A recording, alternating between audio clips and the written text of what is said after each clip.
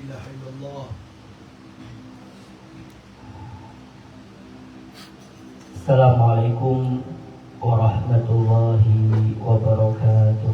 Waalaikumsalam warahmatullahi wabarakatuh. Bismillahirrahmanirrahim. Alhamdulillahi rabbil alamin. Wassalatu wassalamu ala habibi rabbil alamin, Sayyidina wa maulana Muhammadin wa ala alihi wa sahbihi ajma'in. Subhanallah walhamdulillah wa la ilaha illallah wallahu akbar wa la hawla wa la quwwata illa billahil aliyyil azim. Adada kulli harfin kutiba aw yuktabu abadal abidin wa dahrad dahirin. Subhanaka la ilma lana illa ma 'allamtana innaka antal alimul hakim. Rabbi shrah li sadri wa yassir li amri wahlul 'uqdatam min lisani yafqahu qawli bijahin nabi wa sahbi wal ali amma ba'd.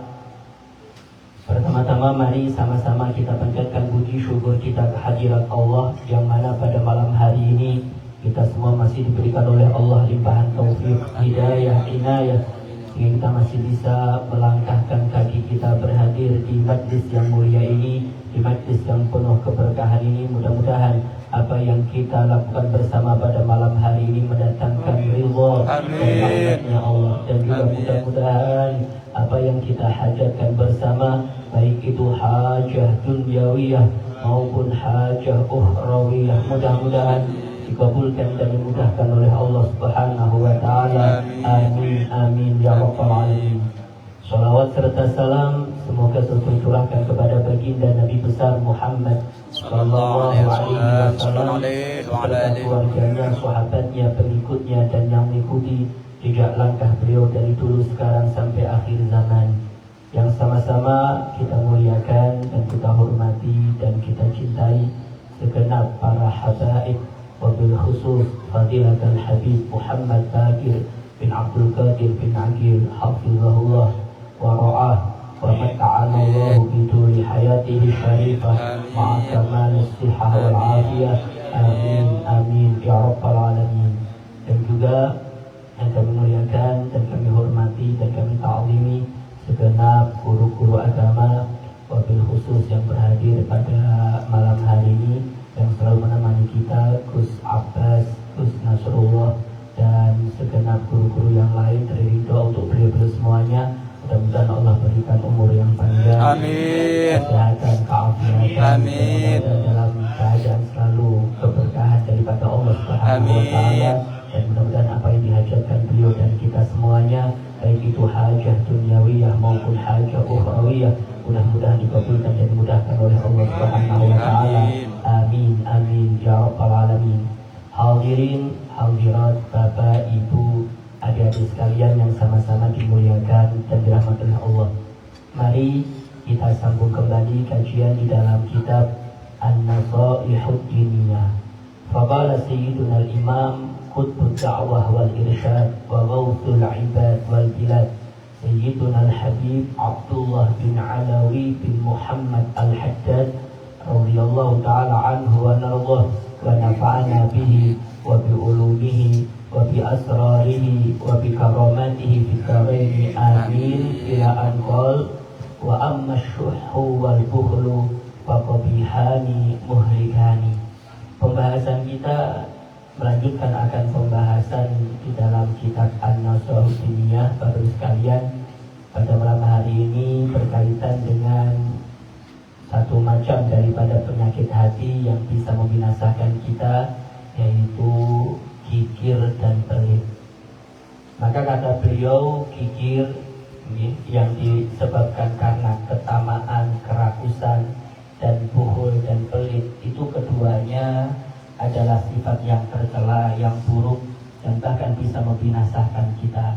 Allah Subhanahu wa taala berfirman di dalam Al-Qur'an, wa may yuqa shuhha nafsihi fa ulaika humul muflihun.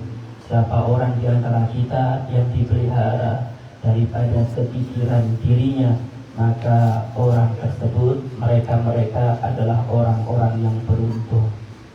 Dan bahkan di dalam ayat yang lain Allah Subhanahu wa taala berfirman, "Wala yahsabanna alladziina yabkhaluna bima ataahumullahu min fadlihi huwa khairan lahum bal huwa syarrun lahum sayutawwaquna ma bakhilu bihi yaumal qiyamah."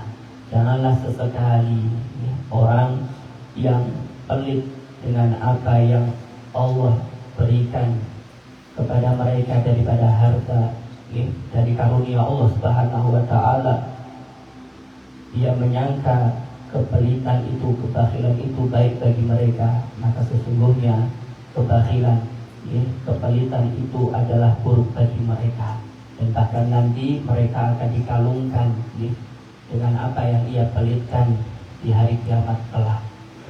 Dan ini tentunya Bapak Ibu sekalian adalah wanti-wanti daripada Allah Subhanahu wa taala. Apa yang kita pelitkan itu sejatinya tidaklah baik dan bahkan akan mengakibatkan kita celaka. Maka seharusnya ya kebalikannya, apa yang Allah berikan kepada kita berupa karunia-karunia yang banyak, harta yang ya lebih daripada kata cukup, maka kita dermakan, kita jadikan itu sarana untuk mendapatkan keridhaan Allah Subhanahu wa taala.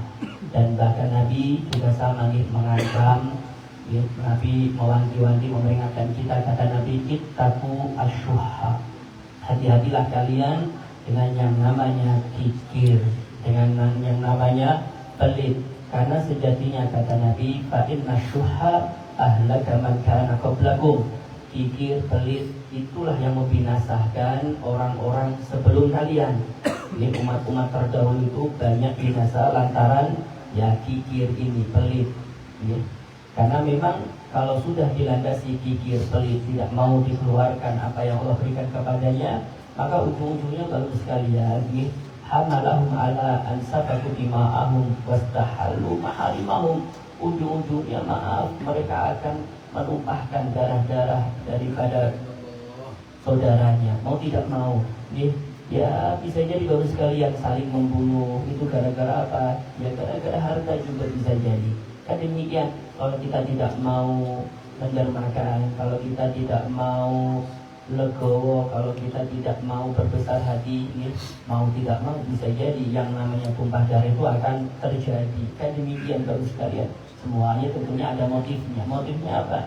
Ya tadi pelit, tadi kikir yang berlebih ini bahaya. Dan bahkan ya ujung-ujungnya mereka akan menghalalkan apa yang Allah haramkan. Kan demikian ya, karena memang dia berhasrat untuk mendapatkan harta, maunya nimbun, maunya dikumpulkan, tapi tidak mau mengeluarkan. Dia ujung-ujungnya kita ini tidak boleh diranjahnya, jadi haram dia lakukan. Kan demikian ya, ujungnya malah menghalalkan apa yang Allah haramkan pada mereka. Demikian.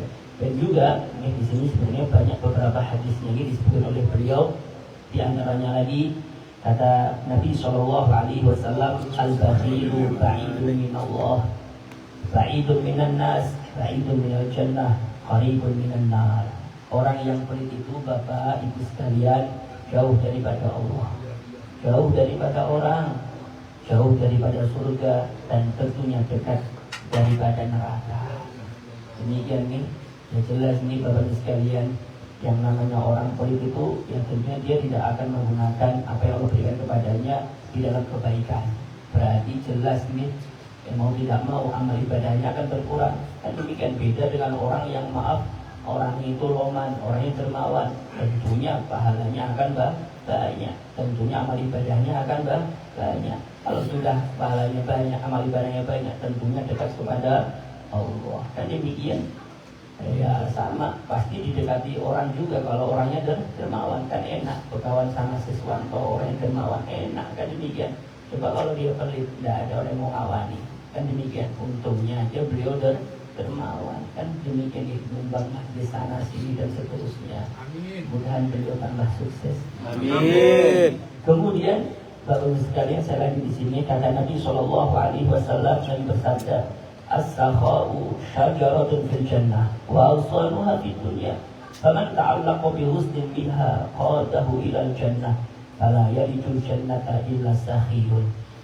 Kata Nabi Bapak sekalian, yang namanya dermawan atau kedermawanan itu, sifat dermawan itu layaknya satu pohon ini, yang mana pohon tadi itu berada dalam surga.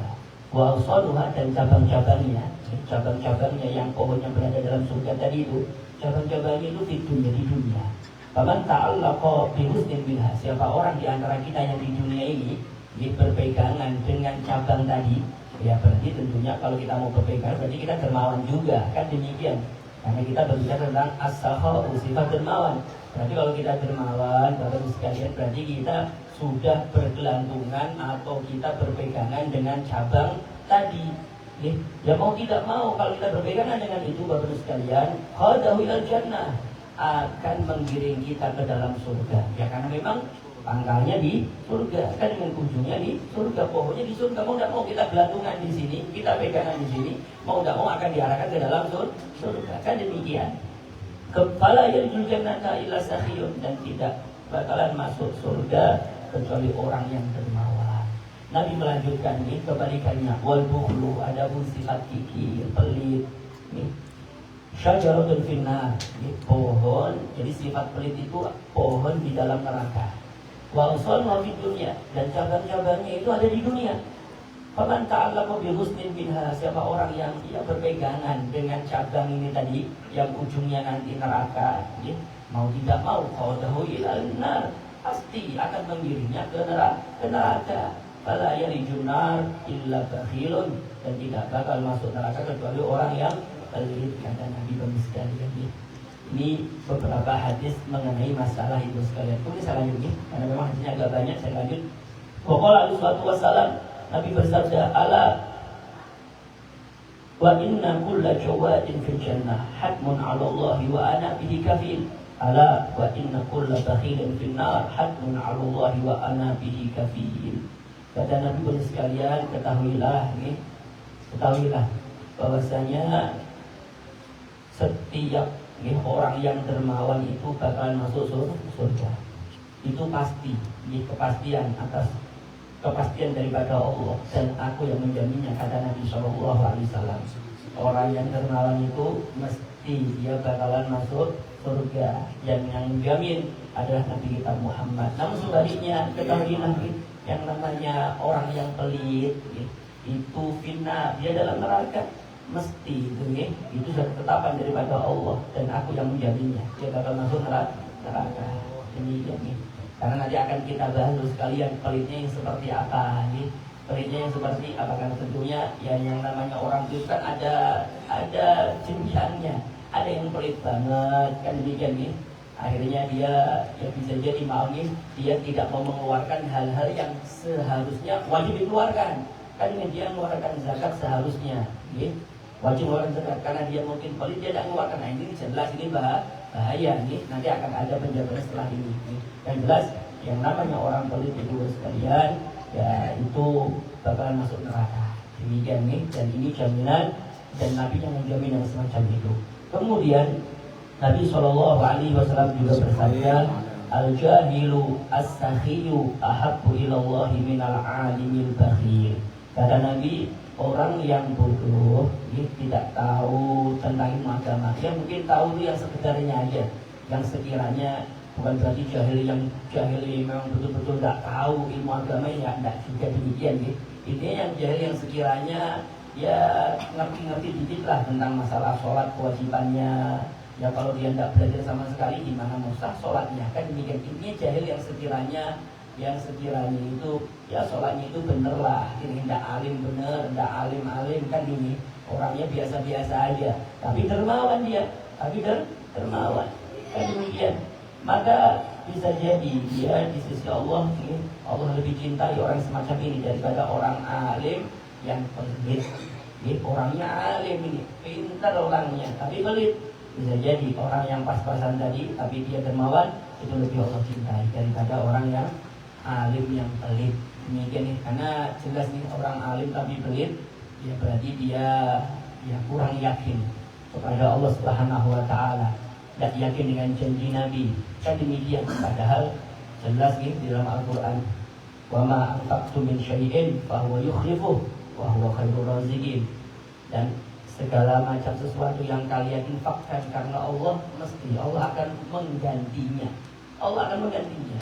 Kan demikian, dan Allah zat yang paling baik, zat yang paling baik di dalam memberikan rezeki. Yang memberikan rezeki yang paling baik itu adalah Allah Subhanahu wa Ta'ala. Kan demikian dalam hadis yang lain yang sering kita dengar, mungkin maaf, naqasa malun min shadaqatin bal yazdad. Tidak berkurang harta yang kita sedekahkan, dan bahkan malah bertambah, dan bahkan malah bertambah, dan bahkan malah bertambah. 3 kali Nabi mengatakan janji Nabi, dan itu juga janjinya Allah mesti diganti. Terkadang kita ini ya berat, padahal orang alim, padahal ngerti, tahu dalilnya, tahu bunyinya, tahu kisahnya, cuma dari amalkan. Makanya ya tadi lebih baik orang yang pas-pasan tadi, tapi dia dermawan, berarti yakinnya luar biasa. Kan demikian, hanya harus kalian bilang semacam itu. Kemudian kata beliau, ini pembahasan berikutnya Bapak sekalian. Faqad alimta syiddata dammi syuhi wal bukhli wa qubhihima. Kata beliau, daripada apa yang sudah dijabarkan tadi, daripada beberapa ayat Al-Quran, dan juga daripada beberapa hadis Nabi tadi, kita sudah ketahui bahwasanya amat sangat buruk yang namanya kikir, dan juga amat sangat buruk yang namanya pelit, dan bahkan keduanya amat sangat jelek.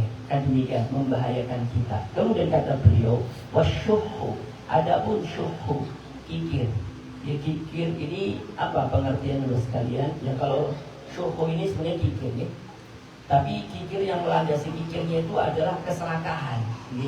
Yang melandasi itu keserakahan, kayak tamak orangnya, itu kikir. Ya intinya dia nggak mau ngeluarin, maunya itu orang lain yang keluarkan, hartanya dia itu terendap, hartanya dia itu dari keluarkan. Kan ini kayak keserakahan yang menjadikan motifnya. Kemudian kata beliau, syuhu itu adalah al-bukhlul mufridu asyadidu, yaitu sifat pelit yang melampaui batas, yang amat sangat bersengatan. Ini betul-betul pelit, ini betul-betul pelit, melampaui batas ini, melampaui batas. Ini yang berlebihan, berlebihan ini pelitnya, itu adalah syuhu. Wahwa kama qala ba'dul ulama, dan ia pengertiannya sebagaimana dikatakan oleh para ulama rahimahumullah, semoga Allah merahmati mereka. Apa pengertian asyuhu? Kata para ulama, hirsul insani ala akhdi ma fi aidin nas, hasratnya seseorang di dalam mengambil apa yang ada di dalam tangannya orang lain. Intinya dia itu tidak mau ngeluarin punyanya, bahasa semacam itu dia tidak mau punyanya. Dia itu gimana caranya orang lain yang keluar, gimana caranya dia mendapatkan hartanya orang. Makanya dari syuhu itu yang melandasi itu ya sifat itu, tamak, keserakahan.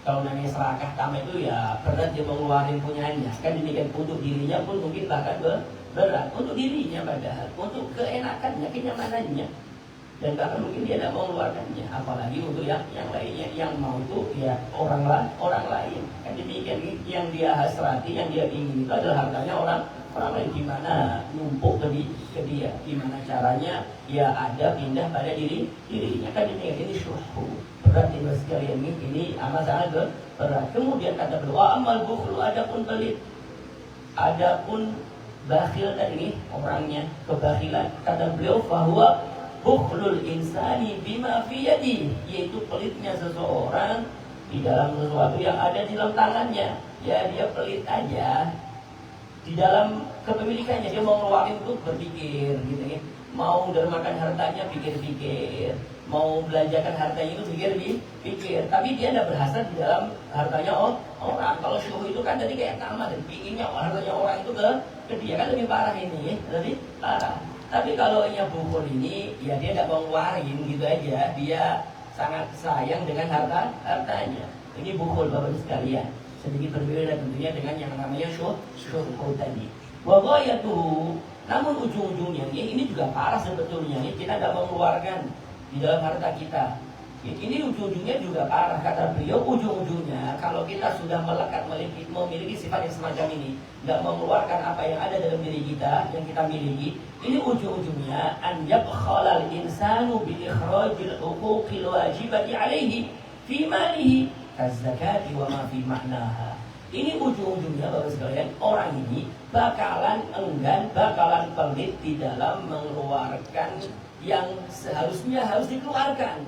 Ya seperti yang wajib pada dirinya, seperti zakat dan sebagainya. Kan ini kewajiban ya, karena mungkin dia banyak duitnya, cukup syarat, dia tidak mengeluarkan zakat, kan demikian. Karena memang sudah dari sananya dia pelit mengeluarkan hartanya, kan demikian nih, akhirnya dia tidak mengeluarkan zakat. Ini yang membuat dia bahaya. Ujung-ujungnya ini, kalau ujung-ujungnya dia tidak mengeluarkan zakat, ya sanksinya berat banget sekalian. Karena tidak mau mengeluarkan zakat itu seperti levelnya itu tidak mau mengerjakan sholat, seakan-akan semacam itu. Karena zakat itu ukhtus sholat, saudarinya sholat, kan demikian. Makanya dulu di zaman sahabat Abu Bakar itu ada beberapa orang sepeninggal Nabi, mereka itu enggan di dalam mengeluarkan zakat. Padahal di waktu itu mereka itu diketahui dahinya itu hitam. Maksudnya mereka itu ahli ibadah, sholatnya mumpeng, tapi mereka tidak mengeluarkan zakat. Maka apa yang dilakukan oleh sahabat Abu Bakar? Diperangi mereka, diperangi. Gitu ya, karena memang kewajiban sholat itu ya sama seperti kewajiban zakat di dalam memperhatikannya di dalam agama. Ini intinya ya, kalau kita ujungnya tidak mengeluarkan zakat ya sama kalau sekalian ini bahaya. Ini gara-gara sifat pelit tadi. Awalnya ya dia tidak mengeluarkan, kan demikian awalnya. Ujung-ujungnya ya kalau dia pas ngeluarin zakat dia enggan. Akhirnya banyak alasan. Aku belum cukup syarat, belum satu nisabnya, belum ini lah. Ini banyak alasan. Alasannya apa? Ini mungkin duitnya sudah banyak. Kayak Siswanto duitnya miliaran, itu zakatnya banyak, itu jutaan itu ya. Pas melihat kayak gini, duitnya banyak, akhirnya berpikir ulang, tidak lagi mengeluarkan zakat, kan demikian. Semakin banyak duitnya, ya semakin banyak juga yang dikeluarkan zakatnya. 2,5%-nya kan banyak juga, tergantung dari harta kita. Kalau kita mungkin punya duit sejuta ya sedikit aja, tapi kalau duitnya miliaran ya kandal juga yang dikeluarkan. Berpikir ulang pasti orang itu kan dengan apalagi sudah pelit duluan. Demikian sekali ini ujungnya kata beliau. Kemudian wa man kana kadzalika fa huwal bakhilu haqqan. Maka apabila ada yang demikian itu Bapak sekalian, maka itu betul-betul orang yang pelit itu sudah. Kalau dia tidak mengeluarkan zakat itu betul-betul pelit itu. Itu betul-betul pelit, betul-betul yang namanya bakhil itu yaitu tidak mau mengeluarkan yang seharusnya dikeluarkan. Beda kalau kita mau saya mau mengeluarkan sedekah. Ini saudara kan sifatnya sunnah, tidak mau ngeluarin kan ya terserah dia, tidak ngeluarin berarti dia rugi di akhirat, kan demikian. Tapi yang ini sebenarnya wajib dikeluarkan, tapi dia tidak mau ngeluarin, berarti ini bakhil beneran kata beliau. Ini yang kata beliau al-muta'arridu lidzami wal wa'idi al-waridina fil bukhli. Inilah yang menyebabkan dia mendorong dirinya di dalam mendapatkan celaan dan ancaman yang al-waridaini fil bukhli, yang warid di dalam masalah pelit ini. Demikian ya, ujung-ujungnya ya ini yang dimaksud dengan yang dapat ancaman dan seterusnya itu adalah ya pelit yang sekiranya ujung-ujungnya dia tidak mau mengeluarkan yang wajib dikeluarkan. Tapi kalau dia nanti pelit itu gara-gara ya maaf ya tidak bersedekah atau apa, itu juga pelit juga nanti kata beliau. Itu juga pelit. Nanti sebenarnya ada pembahasan setelah ini sekalian, karena mungkin ini agak sudah malam. Insya Allah kita akan lanjut nanti di dalam pertemuan yang akan datang. Kata beliau nanti kelanjutannya, adapun ada orang yang pelit itu karena tidak sesuatu yang ya sifatnya sunnah, itu juga pelit juga kata beliau. Itu juga pelit, cuma lebih ringan daripada yang pertama. Kan demikian nih. Ya karena ujungnya karena dia pasti merugi di akhirat kelak, karena dia tidak menggunakan apa yang Allah berikan kepadanya, digunakan untuk sarana mendapatkan ridhonya Allah dan seterusnya. Dia melewatkan ini. Ini juga rugi juga. Ini juga namanya apa? Insya Allah mungkin kita akan sambung lagi Bapak sekalian di dalam pertemuan yang akan datang. Masyaallah, mudah-mudahan dengan apa yang kita baca di dalam kitab ini berkat daripada Al-Habib Abdullah bin Alal Haddad, mudah-mudahan kita dihilangkan dari diri kita sifat pelit. Amin. Kita termasuk orang yang bahagia nantinya, baik di dunia lebih-lebih di akhirat. Amin. Amin ya rabbal alamin. Kurang lebihnya saya berminta maaf kalau ada kata yang berkenan. Wabillahi taufiq wal hidayah. Wassalamu warahmatullahi wabarakatuh. Waalaikumsalam warahmatullahi wabarakatuh.